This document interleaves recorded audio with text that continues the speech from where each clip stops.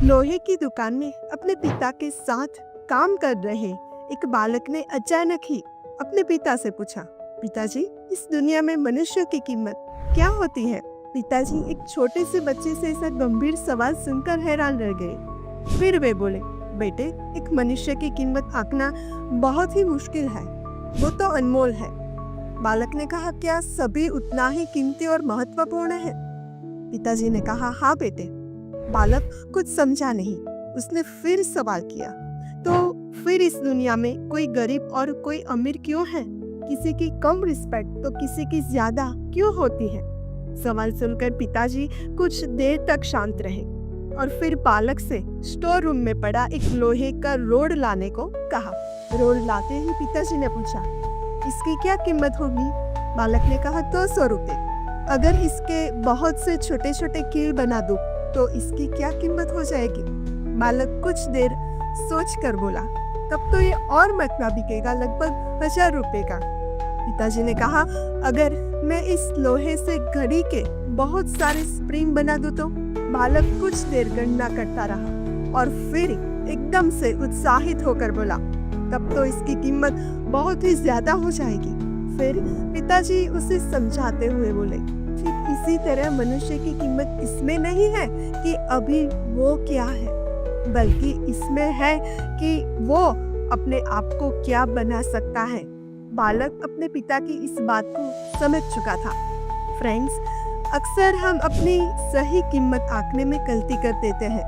हम अपने present status को देखकर अपने आप को वैल्यूलेस समझने लगते हैं, लेकिन हम में हमेशा यथाशक्ति होती है। हमारा जीवन हमेशा संभावनाओं से भरा होता है। हमारे जीवन में कई बार स्थितियां अच्छी नहीं होती हैं, पर इससे हमारी वैल्यू कम नहीं होती है। मनुष्य के रूप में हमारा जन्म इस दुनिया में हुआ है, इसका मतलब है हम बहुत स्पेशल और इम्पोर्टेंट हैं। हमें हमेशा अपने आप को इम्प्रूव करते रहना चाहिए और अपनी सही कीमत प्राप्त करने की दिशा में बढ़ते रहना चाहिए। नमस्कार, जय हिंद, जय भारत।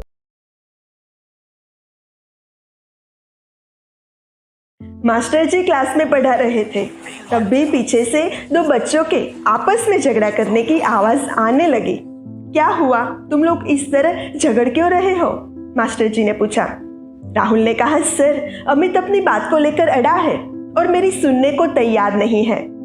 अमित ने कहा, नहीं सर, राहुल जो कह रहा है वो बिल्कुल गलत है, इसलिए उनकी बात सुनने से कोई फायदा नहीं है। और ऐसा कहकर वे फिर तू मैं करने लगे। मास्टर जी ने उन्हें बीच में रोकते हुए कहा, एक मिनट, तुम दोनों यहाँ मेरे पास आओ। राहुल, तुम डेस्क की बाई और अमित, तुम दाई तरफ खड़े हो जाओ। उसके बाद मास्टर जी ने कबर्ड में से एक बड़ी सी गेंद निकाली और डेस्क के बीचों बीच रख दी। मास्टर जी ने कहा, राहुल, तुम बताओ, ये गेंद किस रंग की है? राहुल ने कहा, जी सर, ये सफेद रंग की है। मास्टर जी ने कहा, अमित, तुम बताओ, ये गेंद किस रंग की है? अमित ने कहा, जी ये बिल्कुल काली है। दोनों ही अपने जवाब को लेकर पूरी तरह कॉन्फिडेंट थे कि उनका जवाब सही है और एक बार फिर वे गेंद के रंग को लेकर एक दूसरे से बहस करने लगे।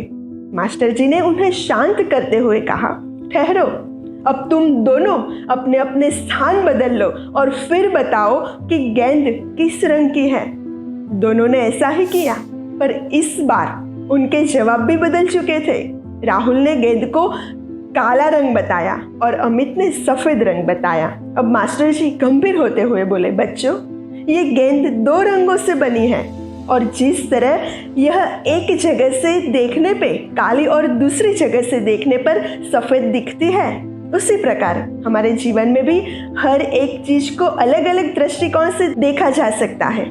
ये जरूरी नहीं है कि जिस तरह से आप किसी चीज को देखते हैं उसी तरह दूसरा भी उसे देखे। इसलिए अगर कभी हमारे बीच विचारों को लेकर मतभेद हो तो ये ना सोचे कि सामने वाला बिल्कुल गलत है, बल्कि चीजों को उसके नजरियों से देखने और उसे अपना नजरिया समझाने का प्रयास करें।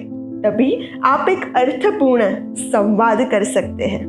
नमस्कार, जय हिंद, जय भारत। और ऐसी नई कहानियाँ सुनने के लिए इस चैनल को सब्सक्राइब जरूर कीजिए।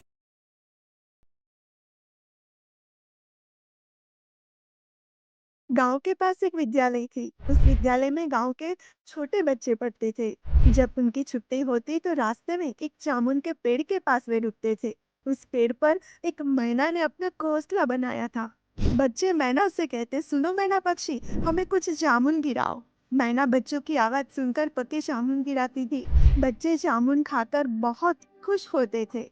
एक दिन की बात है, मैना पक्षी कहीं दूर दाना चुनने चली गई थी। वह वापस लौटते समय अपना रास्ता भूल गई। मैना के घोंसले में उसके बच्चे बहुत चिंतित थे।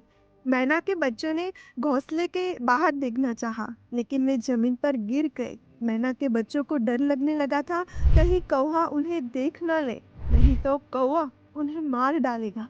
उसी समय विद्यालय की छुट्टी हुई और विद्यालय के बच्चे उस पेड़ के पास आए। उन्होंने मैना के बच्चों को देखा। वे समझ गए कि मैना आज पेड़ पर नहीं है। विद्यालय के बच्चों ने मैना के बच्चों को वापस उनके घोंसले में पहुंचा दिया। कुछ समय बाद मैना पक्षी वापस उस पेड़ में आ गई।